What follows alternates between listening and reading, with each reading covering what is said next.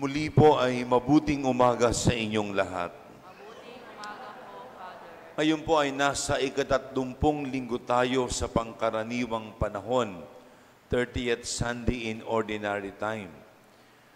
At ang Ebanghelyo ay tungkol sa aral ni Jesus sa dalawang pinakadakilang utos. Tandaan po natin sa Lumang Tipan, merong 10 utos ang Diyos. Ang mga Hudyo ay merong mahigit 600 mga batas alituntunin na dapat sundin. 600 plus. Napakarami.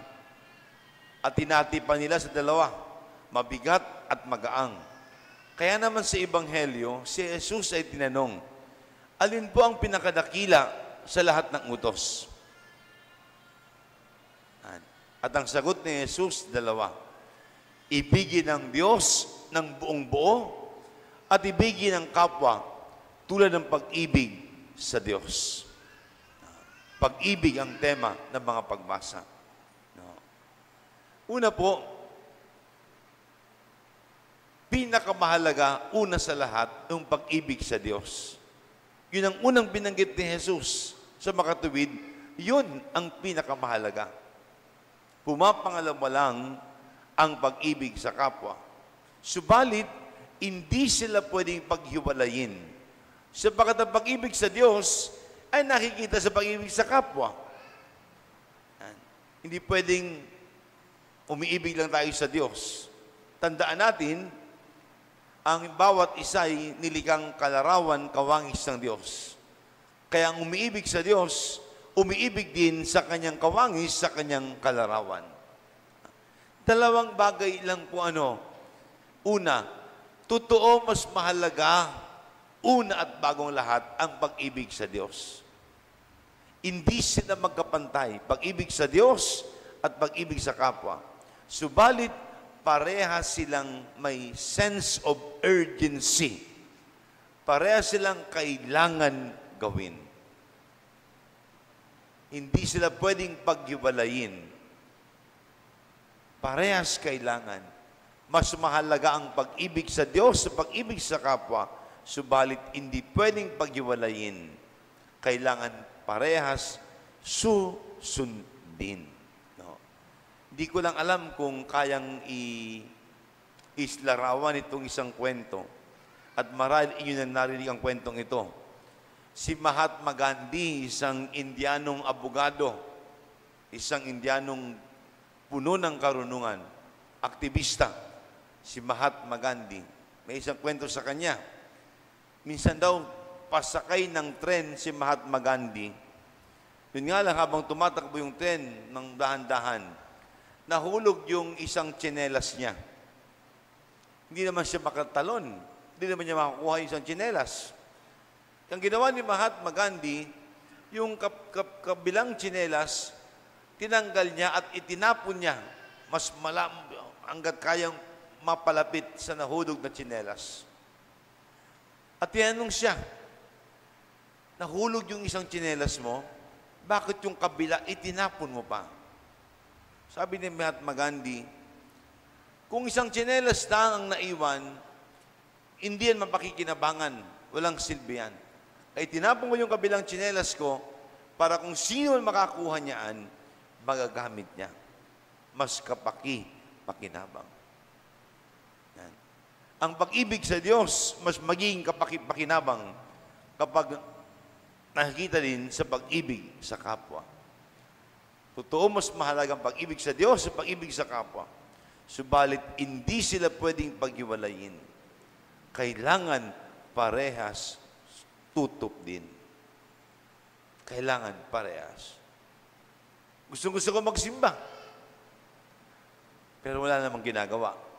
Kaya nga sa misa, yung English na misa, matapos ang pagbabasbas ng pari, sinasabi, the Mass has been offered, go in peace to love and serve the Lord.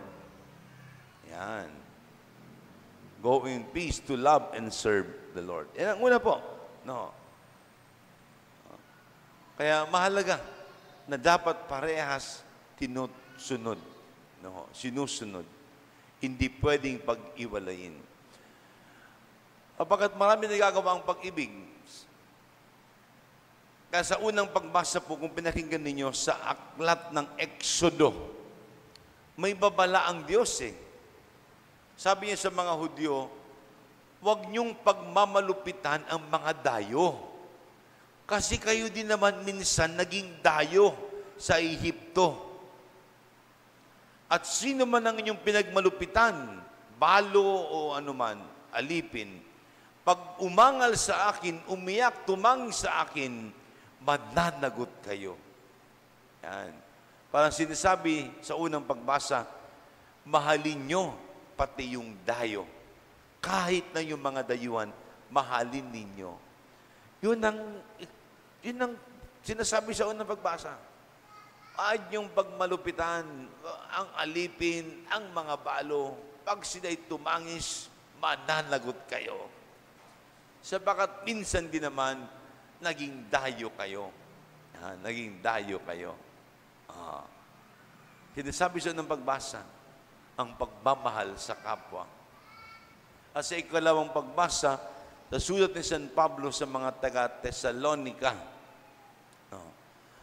dahil sa pag-ibig, kanilang nakayanan yung hirap sa paglilingkod. Yun ang paalala ni Pablo sa mga taga-Tesalonica. Kahit anong hirap, pag may pag-ibig, makakaya. Kaya wala ang tunay na pag-ibig, walang pag-ibig na mabigat. Yan. Pag sinabing ang bigat mong ibigin, hindi yan pag-ibig. Diba yung mga nanay, pag panganak pa lamang, pag normal delivery, o anong hirap na? Masakit. Pag maliit, kailangan pang hiwain para makalabas yung bata. Saka tatayiin. Hindi po ba?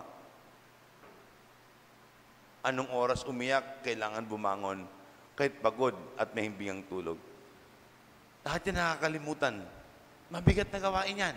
Ang kaigat gawin yan. Pero baliwala dahil sa pag-ibig. At yan sinasabi sa kalawang pagbasa, hindi mabigat kapag tunay ang pag-ibig. Bakit tayo nabibigatan? Kapag wala ng pag-ibig. Pag wala ng pag-ibig, it becomes a burden. Nagiging pabigat yan. Pag wala ng pag-ibig, mabigat yan. Kaya mga bagay, magaang kapag may pag-ibig. Pag wala ng pag-ibig, alam pagmamalasakit, mabigat na yan. At kapag mabigat na yan, itigil na yan. Kasi pabigat na yan. Hindi na yan pag-ibig. Ganyan lang kasimple. Kaya sabi ni San Pablo, nakayanan ng mga taga-Tesalonica, nakayanan nila kahit anong hirap, tangalan ng pag-ibig. Yan. Pangalawa po, bakit una ang pag-ibig sa Diyos? Sapagat siya ang bukal ng pag-ibig. Ang Diyos ang bukal ng pag-ibig. Bukal. Hindi naman tayo ang bukal ng pag-ibig eh. Kaya nga tayo napapagod eh. Kaya nga tayo namamala ng gana. Kasi hindi naman galing sa atin eh. Ang bukal ng pag-ibig ay ang Diyos. Hindi naman galing sa atin eh. Kaya marapat ang talagang unahin. There are times you will run out of love. Ang wala ng gana. Di po ba? Nananamlay, nanlalamig. Kaya kailangan laging dumulog kay Jesus. Sapagat siya ang bukal ng pag-ibig. Sa Kanya sumasalok. Di natin namamalayan. Di natin namamalayan. Sa Kanya sumasalok. Sa Kanya nanggagaling. Ibinabahagi lang sa atin. Kaya pag nawalay kay Jesus, malamang baka maubusan ng pag-ibig. Baka maubusan. No? Yan ang mga aral na lahat ng mga santo halos eh. Kasi kaya nga si Mother Teresa ng Calcutta, kahit kabing-gabi na matulog, kahit kulang sa tulog, sa umaga, kailangan bumangon para magsimba. Sapagkat doon niya hinuhugot yung kanyang lakas para maipadama ang pag-ibig sa iba. Yan. Bukal ang Diyos. Hindi tayo, uubusan tayo, tao lamang tayo. Ang Diyos ang bukal. Ang Diyos ang bukal. Kaya ngayon pong ika-30 linggo sa pangkaraniwang panahon, no, patuloy tayong dumulog kay Jesus, ang bukal ng pag-ibig. At laging isaalang-alang ang dalawang utos ni Jesus.